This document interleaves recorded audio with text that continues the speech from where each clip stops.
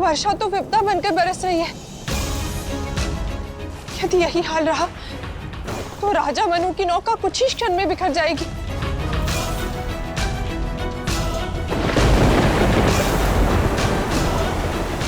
नारायण, लकड़ी की ये नौका केवल एक नौका नहीं है, कि आपके भक्त राजा मनु का विश्वास है कि उनके नारायण उन्हें और सभी धरतीवासियों को बचा लेंगे। उनका विश्वास टूटने मत दीजिए। उचित कहा देवी। भक्त अपना कर्म कर रहा है तो भगवान क्यों पीछे रहे?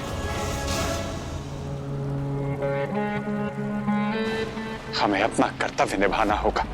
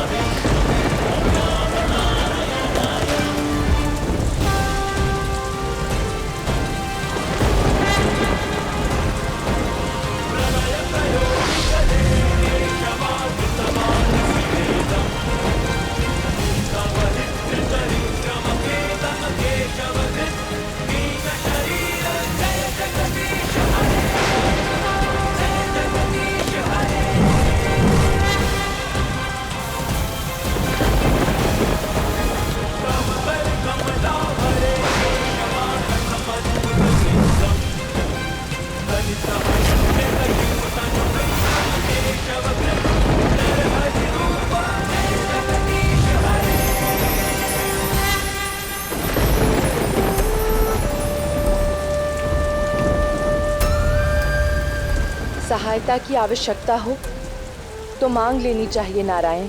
आपको कष्ट नहीं देना चाहता था देवी।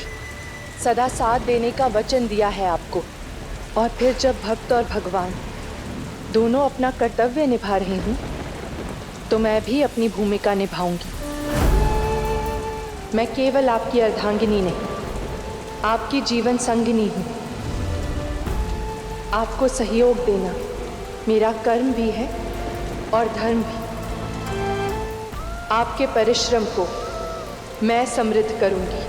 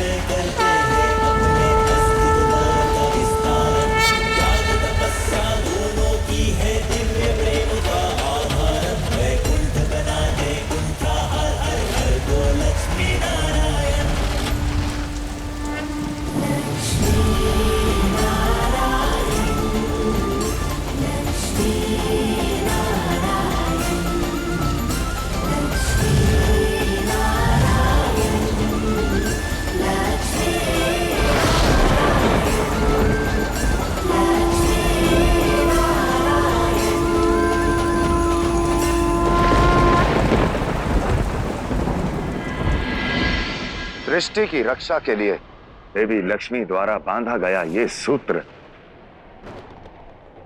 इस संपूर्ण संसार में रक्षा सूत्र का प्रतीक होगा। जो भी प्राणी लक्ष्मी नारायण का नाम लेकर ये रक्षा सूत्र बांधेगा उसके सुख, समृद्धि और स्वास्थ्य की रक्षा लक्ष्मी नारायण स्वयं करेंगे। लक्ष्मी नारायण अपनी भूमिका दृढ़ता से निभा रहे हैं। कोई दोषी, कोई पापी, कोई अधर्मी उनके इस कर्तव्य को विफल नहीं कर सकता। नष्ट हो जाएगी ये धरती और पूर्ण होगा मेरा प्रतिशोध और नारायण बनने की मेरी इच्छा।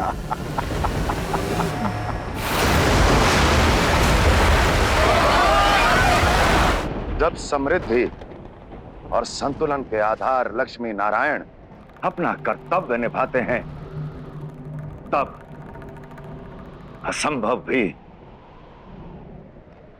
संभव हो जाता है। नारायण नारायण सत्य वचन प्रभु।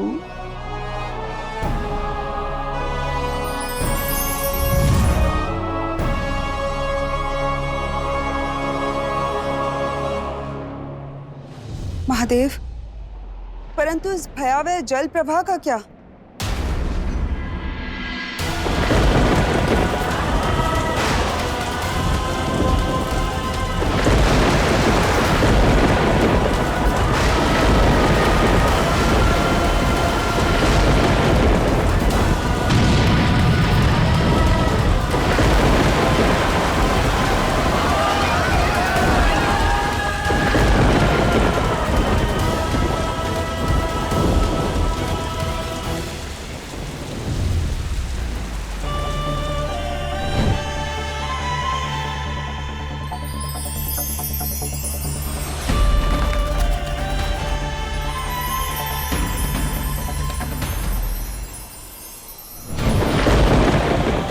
अपनी ही बनाई सृष्टि का नाश होता देख आपके मन में जो पीड़ा है उसका अनुमान है मुझे देवी,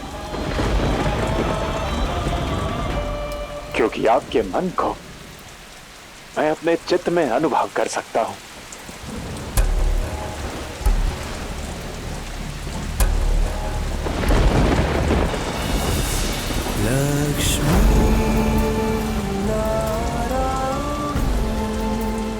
इसलिए आपका हर आभास मेरे मुख पर झलकता है नारायण।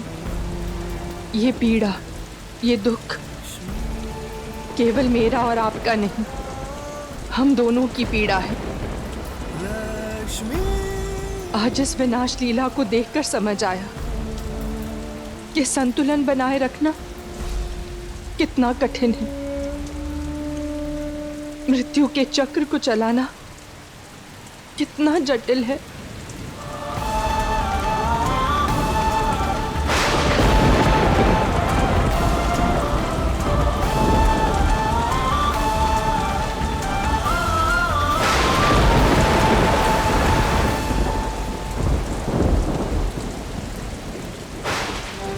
बहुत सौभाग्यशाली हैं आप सब जो लक्ष्मी नारायण द्वारा हो रहे नव निर्माण का अंग बनेंगे। मेरी प्रजा, सेवक, सैनिक सब इस महाप्रलय की भेंट चढ़ गए, किंतु मैं आप सबको नहीं खोना चाहता। तो आइए, चलिए एक परिवार की भांति हम लक्ष्मी नारायण के संतुलन का आधार बनते हैं।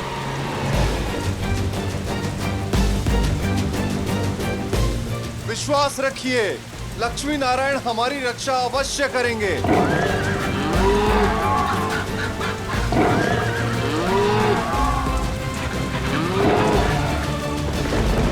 नारायण, मैंने आपके आदेशानुसार सभी प्रकार के जीव जंतुओं को और वनस्पतियों के बीजों को एकत्रित कर लिया है। बस अब केवल ऋषि कश्यप को ढूंढना बाकी है।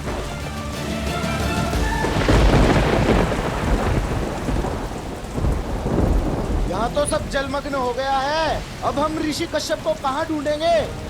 देखा, राजा मनु ने कहा था ना, विपदा का हर हल स्वयं नारायण करेंगे। हमें प्रयास करते रहना चाहिए।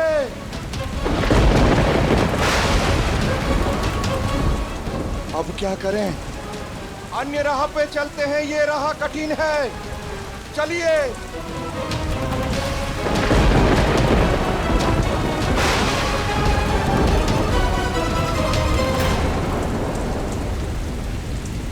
ये तो ऋषि कश्यप हैं। ऋषि कश्यप, ऋषि कश्यप, ऋषि कश्यप, ऋषि कश्यप, ऋषि कश्यप आप आइए। ऋषि कश्यप, आपके प्राण संकट में है। ऋषि कश्यप आइए। आइए ऋषि कश्यप, हमारी बात ध्यान से सुनिए। जल स्तर बढ़ता जा रहा है, आपके पैरों के नीचे से दरा खिसक रही है। आप हमारे निकट आइए, इधर आइए ऋषिवर।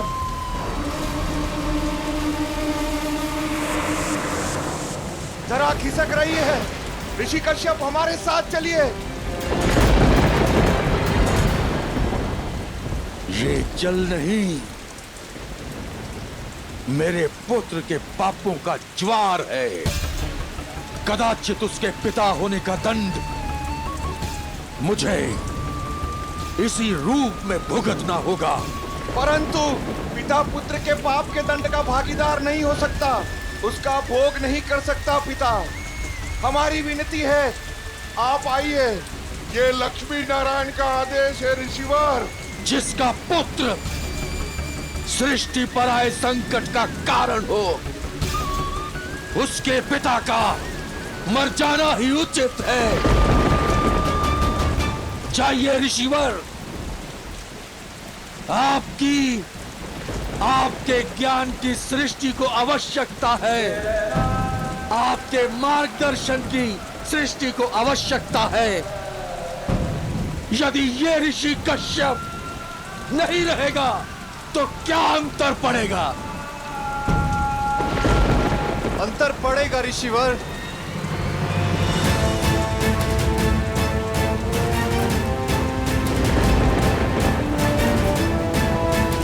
प्रभु नारायण के कथन में उद्देश्यों का रंग होता है ऋषिवर, और उनका आदेश मेरे जीवन का उद्देश्य है। उन्होंने सभी सप्तऋषियों को सुरक्षित लाने के लिए कहा था। आपको मेरे साथ चलना ही होगा ऋषिवर। मैं प्रभु नारायण के आदेश का पालन करूंगा। मेरे तप को ललकारो मत राजन। मेरी इच्छा के विरुद्ध तुम मुझे कहीं नहीं ले जा सकते। आपके तप और बल का अनुमान है मुझे ऋषिवर, लेकिन भक्त के लिए भगवान का आदेश ही सर्वोपरि है, और उसके लिए मैं अपने प्राण भी त्याग सकता हूं।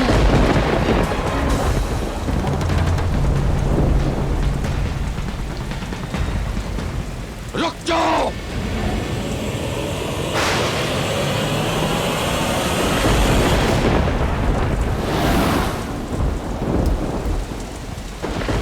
मुझे क्षमा करें ऋषिवर, आपके तपोबल के आगे मेरी शक्ति कुछ भी नहीं, किंतु आपकी शक्ति आपके पुत्र के पापों की भेंट चढ़ चुकी है।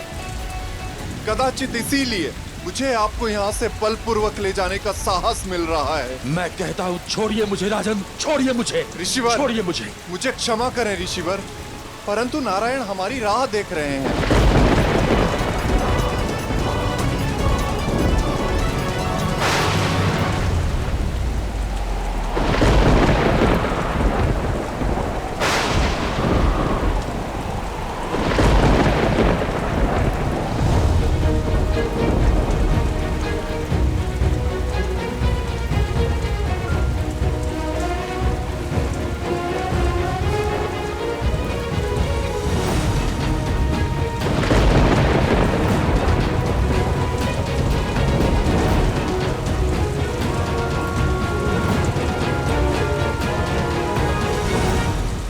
तुमने अपनी भक्ति, श्रद्धा और समर्पण को सिद्ध किया है मनु।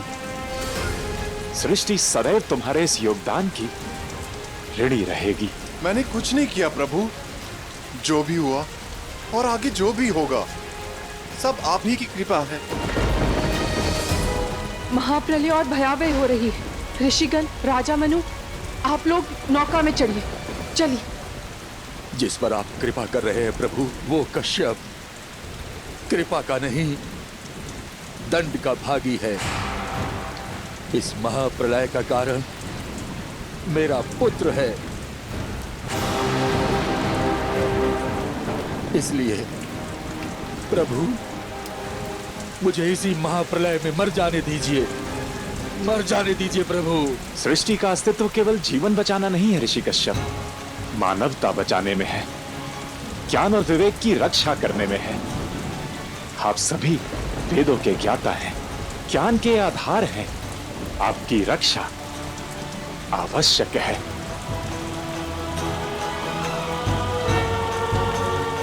जैसी आपकी आज्ञा प्रभु।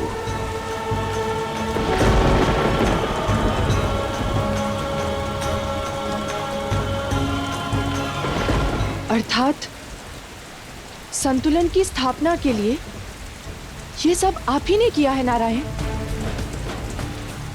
नहीं देवी, ये मेरा नहीं, नियति का लेख है। अर्थात वेदों का लुप्त होना, सप्तऋषियों को वेदों का स्मरण करवाना, राजा मनु का नौका निर्माण और ये महाप्रलय, ये सब घटनाएं एक बड़े उद्देश्य की पूर्ति के लिए रचित की गई है ना? नए अध्याय के लिए, नए युग, नए कल्प के लिए, नए आरंभ के लिए। अंत आवश्यक है देवी। झूठ कहता है नारायण। जो हुआ और जो हो रहा है ये नियति का नहीं, मेरा किया धरा है। ये नया युग, ये नया आरंभ मैं लेकर आ रहा हूं, जिसका नारायण होगा असुर राज हयाग्रीव।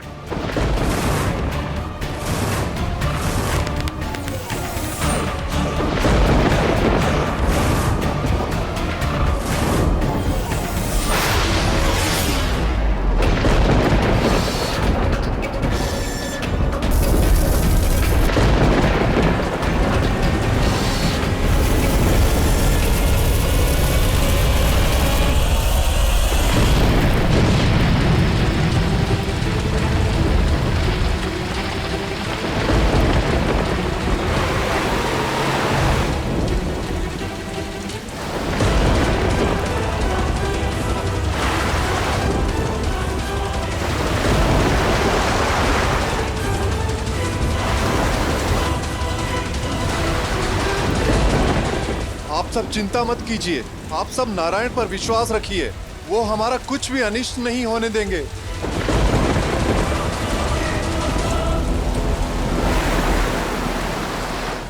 समय आ गया है लक्ष्मी नारायण के गठबंधन की शक्ति और सामर्थ्य का प्रमाण देने का। हयाग्रीव ने हमें एक होते हुए तो देखा, किंतु हमारी एकता नहीं देखी। उसे दिखाना है नारायण कि सृष्टि के पालनहर्ता यदि ठान ले तो उनके भक्तों का अहित असंभव है।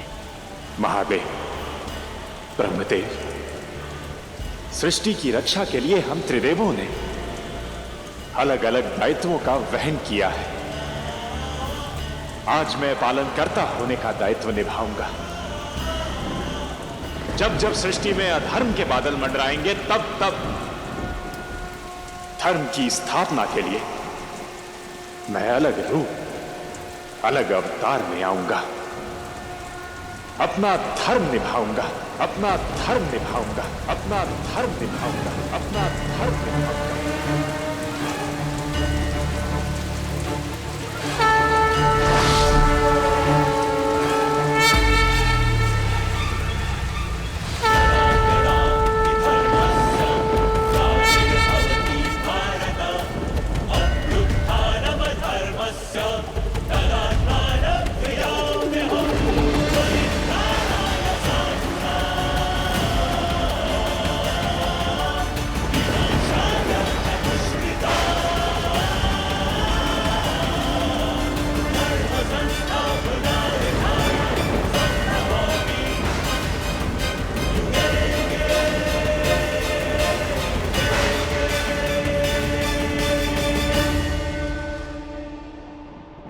विनाश ही सृजन का कारण होता है और अधर्म पर सदैव धर्म की विजय होती है।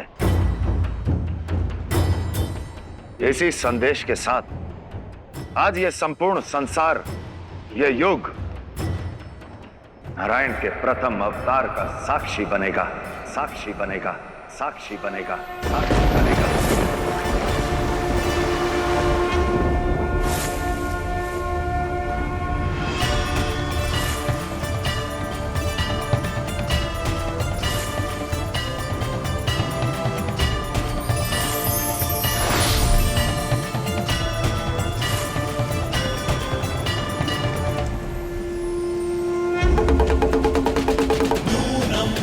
भगवान साक्षात् हरिरनारायण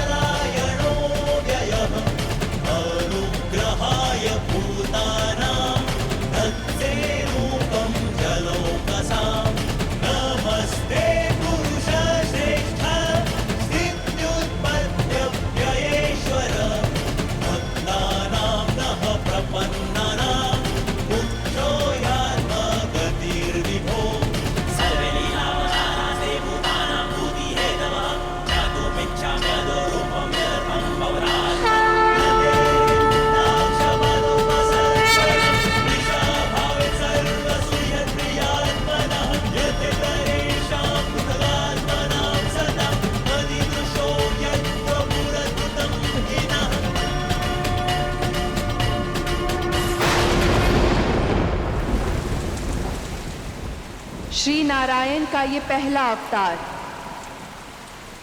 मत्स्य अवतार के नाम से जाना जाएगा।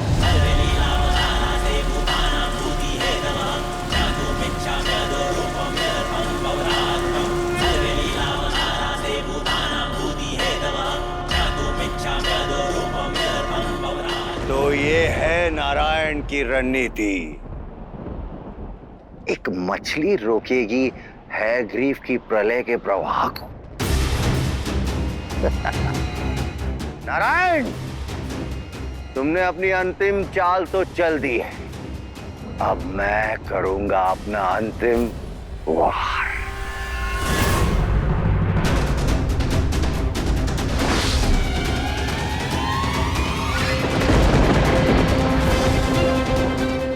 इस प्रलय को महाविनाश में बदलेगा मेरा ये सर्वनाश अस्त्र।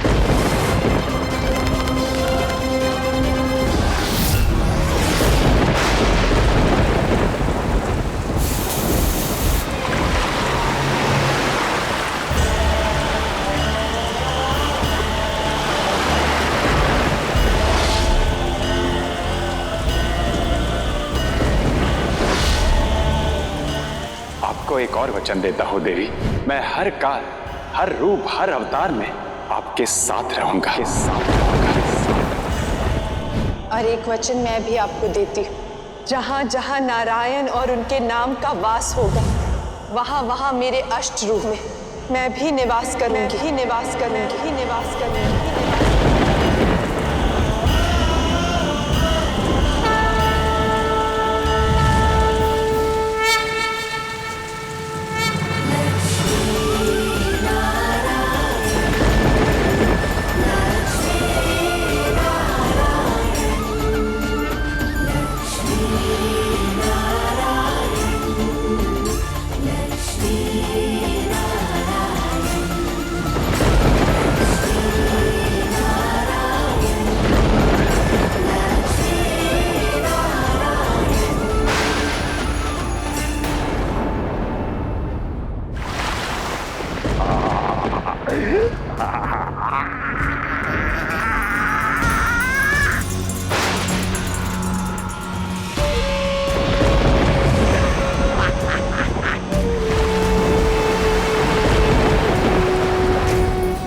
सब समाप्त कर दिया मैंने, सब नष्ट कर दिया मैंने अपना प्रतिशोध पूर्ण किया नारायण। अब होगा निर्माण एक नई धरती का, जिसका रचयिता होगा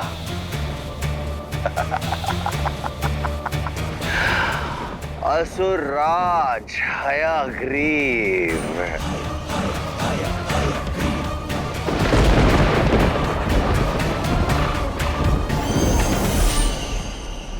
अभी तो यहाँ चारों ओर जल ही जल है। कहाँ है नारायण? नारायण कहाँ है? नारायण आप कहाँ हैं?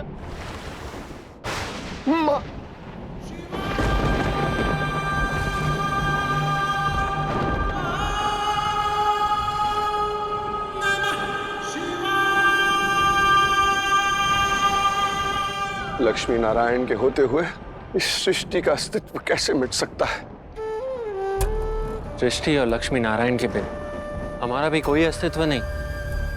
देवगण, व्यक्ति का अस्तित्व तब मिटता है जब उसकी आशा मिटती है।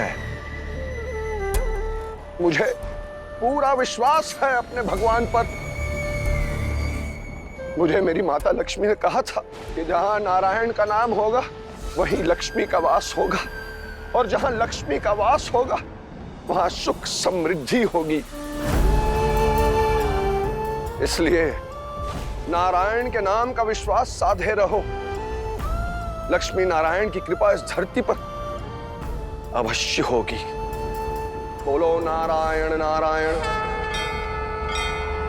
नारायण नारायण। बोलो नारायण नारायण नारायण नारायण नारायण नारायण नारायण नारायण नारायण नारायण नारायण।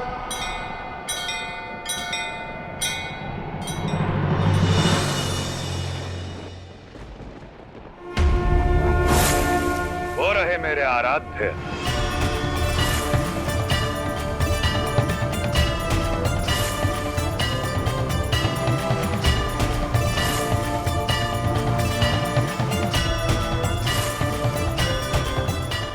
नारायण।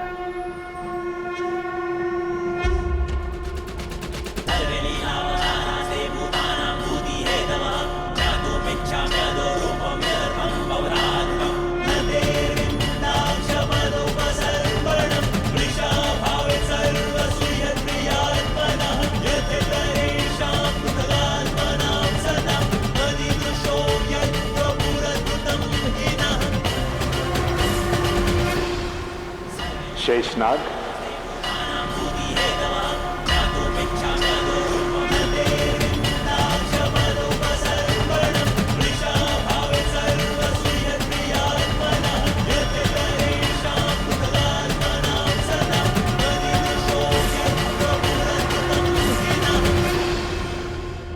तुम सही थे पुत्र।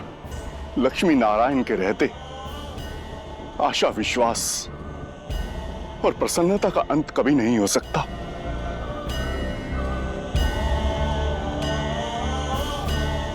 सृष्टि का हर प्राणी लक्ष्मी नारायण की संतान, और कोई माँ बाप अपनी संतान की सुख और सुरक्षा के लिए पीड़ा और परिश्रम से कभी पीछे नहीं हटता। तुम सही थे पुत्र, सही थे।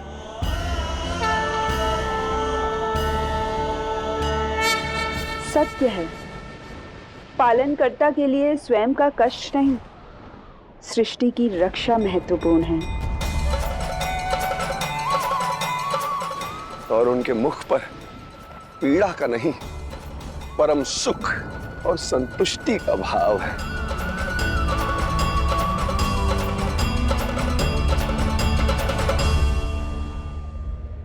सृष्टि के कल्याण की संतुष्टि, भक्तों की सुरक्षा का सुख।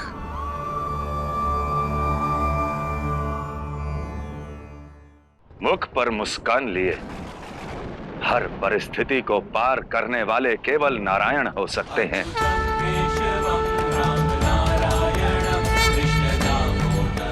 विनाश का स्वप्न बांधने वाला नारायण नहीं, आया गरीब ही बनता है।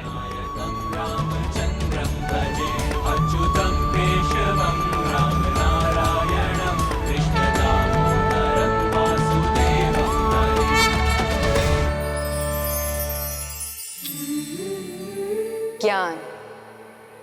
संसार में सबसे शक्तिशाली व्यक्ति कौन है? सबका एक ही उत्तर होगा, राजा। क्योंकि राजा न केवल शासन संभालता है, अपितु अपनी प्रजा को मनचाहा जीवन भी देता है। राज्य का भाग्य बदल सकता है, किंतु राजा से भी अधिक शक्तिशाली यदि कोई होता है तो वो होता है विद्वान। एक राजा केवल अपने राज्य में पूजनीय होता है, जबकि एक विद्वान समस्त संसार में युगों युगों तक पूजनीय होता है।